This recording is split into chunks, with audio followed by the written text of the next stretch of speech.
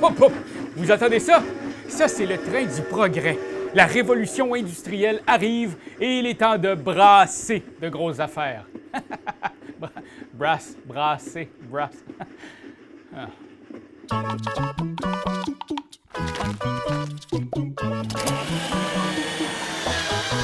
Brass Birmingham est un jeu qui se joue de 2 à 4 joueurs et prend de 1 à 2 heures selon le nombre de participants. Les joueurs incarnent des entrepreneurs anglais qui devront construire des canaux, des chemins de fer et des usines. Profitez des développements de vos rivaux pour vous enrichir et à la fin de la partie, le joueur qui aura fait le plus de points de victoire sera nommé vainqueur.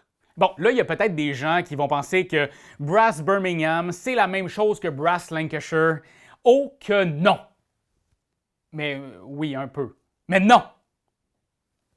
Mais oui, ça se ressemble en gros. Regarde, écoutez la vidéo au complet pour comprendre les subtiles différences, d'accord?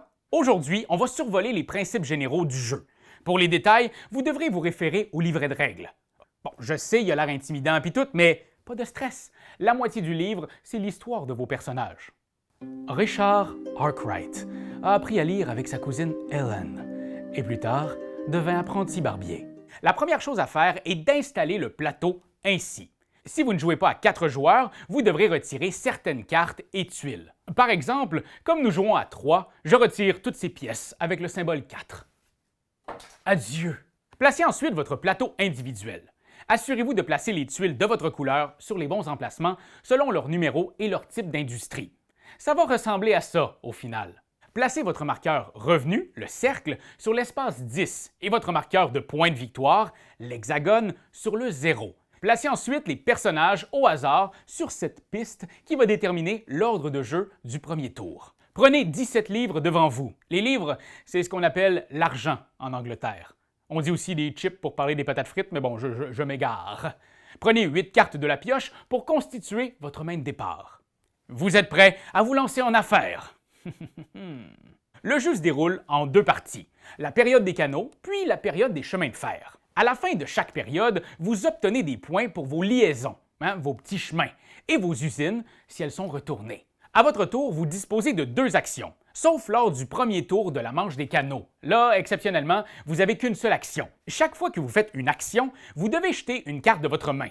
Une action, boum, une carte. Et c'est quoi les actions possibles ici? Eh bien, vous pouvez emprunter. À ce moment, prenez 30 livres de la banque. Reculez aussi votre marqueur revenu de 3 niveaux de revenus, pas juste 3 espaces. Vous pouvez aussi développer vos industries. Voyez-vous, quand on construit des tuiles dans ce jeu, on commence toujours par les tuiles les plus basses de notre plateau, les plus nulles. En faisant l'action développer, vous pouvez défausser 1 ou 2 tuiles parmi les plus basses de votre plateau. Ça vous donne accès plus rapidement à vos tuiles payantes. Pour chaque tuile ainsi défaussée, vous devez consommer du fer, ces fameux cubes orange. Il est où le fer? Il est où? Il est où? D'abord, s'il y a une usine de fer sur le plateau, peu importe où, peu importe à qui elle appartient, c'est un cube de cette industrie que vous consommez en priorité. Sinon, vous pouvez aller chercher du fer des marchés étrangers au tarif indiqué ici. Oh, et en tout temps, si vous dépensez de l'argent pendant votre tour, placez-le sur la face de votre personnage, sur la piste juste ici. Je vous explique pourquoi tantôt. Et ensuite, bien sûr, l'action construction, qui vous permet de placer vos tuiles industrie sur la planche. Attention, parce que lors de cette action, ce qu'il y a sur la carte que vous défaussez a de l'importance. Oui! Si vous défaussez une carte avec un nom de ville, vous pouvez bâtir n'importe quelle industrie sur cette ville. Si vous défaussez une carte industrie, vous pouvez construire uniquement le type d'industrie représenté et vous pouvez le faire uniquement dans une ville de votre réseau. Une ville est dans votre réseau si on y trouve une de vos usines ou si elle est adjacente à un lien de votre couleur. Vous devez aussi payer tous les coûts de la tuile indiquée sur votre plateau personnel. Le fer, vous savez où le trouver. Mais le charbon, lui, c'est une autre histoire. Si vous avez à dépenser du charbon, le concept, c'est que vous devez être en mesure de l'acheminer au lieu où la tuile est construite. Donc, si un lieu produit du charbon à proximité et qu'il est relié par une série de liaisons, vous pouvez y prendre un cube. Ou vous pouvez vous servir au marché du charbon si le lieu peut être relié à ce symbole marché. Si une usine de charbon ou de fer est complètement vide, on la retourne immédiatement et le joueur propriétaire peut tout de suite augmenter ses revenus.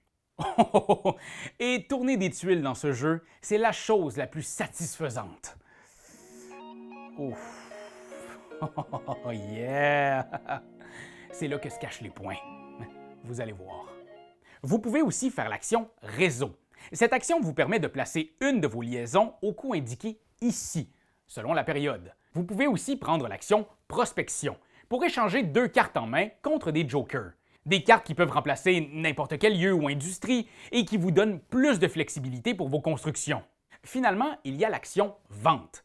Ça vous permet de retourner une tuile usine de coton, de céramique ou manufacture préalablement construite.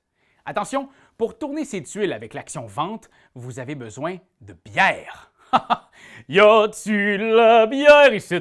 Y a-tu de la bière ici?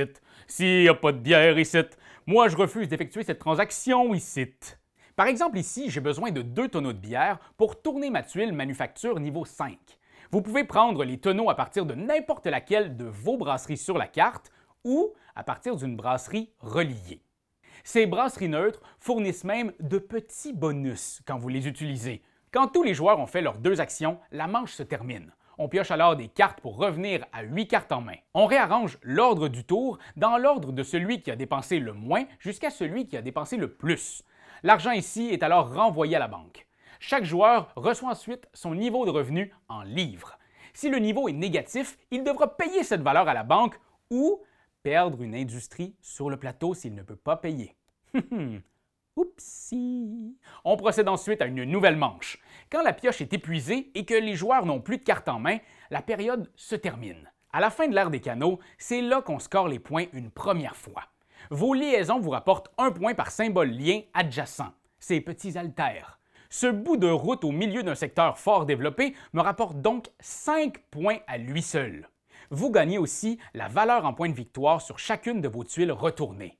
Le monde évolue et les canaux deviennent alors obsolètes. On fait de la place pour le nouveau et on retire tous les liens et toutes les industries de niveau 1. On reprend les cartes des défausses pour créer une nouvelle pioche et une nouvelle ère commence. Quand on repasse à travers du deck une deuxième fois, c'est la fin de la période des chemins de fer et on score à nouveau les liens et toutes les tuiles retournées. Le joueur avec le plus de points gagne la partie. Vous l'aurez constaté, Brass est un jeu d'opportunités. Vos mines et vos brasseries fournissent des ressources à vos adversaires et les aident à concrétiser leurs usines. Mais une mine qui roule et qui est utilisée par tous, c'est rentable. Bien vite, vous la retournerez et vous aurez l'impression de gagner du terrain même pendant le tour des autres. Allez, à vos futures parties Internet. Santé et succès!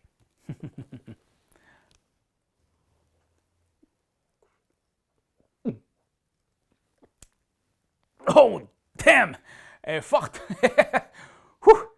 Wow. C'est toi de trouver l'épisode de jour du Popoche? Sonne la cloche! Sonne la On cloche! parle de jeu, like-nous, commande, suis-nous, ouais! Sonne la cloche! Sonne la cloche! Partage à tes amis, partage à ta mamie, ouais! ouais, Sonne la cloche! Sonne la cloche! Comment ton ouais, fais le mon titi! Sonne la cloche! Sonne la cloche! Sonne la cloche comme quand Jésus a sonné à la porte pour aller souper chez Zachée.